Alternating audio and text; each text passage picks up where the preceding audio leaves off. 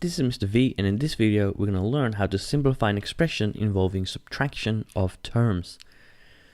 We want to simplify the expression 3x minus 6y minus 5 plus x plus 2y minus 4. To do this, we're going to have to identify like terms, and just to make it simpler, we're going to rewrite the expression. So we'll start by just writing the equation. We have 3x minus 6y minus 5 plus x plus 2y minus 4. And I'm going to start by identifying the like terms. So let's have a look. I can see I've got some terms that involve an x. We have 3x and we have plus x. We've got some terms involving y's. We have minus 6y and we have plus 2y. And we also have some just numbers. We have minus 5 and we have minus 4. Now notice that I highlighted not just the numbers, but also their signs, the plus or the minus. And that's important. Second, I'm going to just rewrite the equation a little bit, just to group all of these variables together.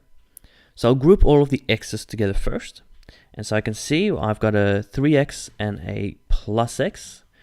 So I'm just going to rewrite this as 3x plus x. Then I'm going to write all the y's. I have minus 6y and plus 2y. Minus 6y plus 2y.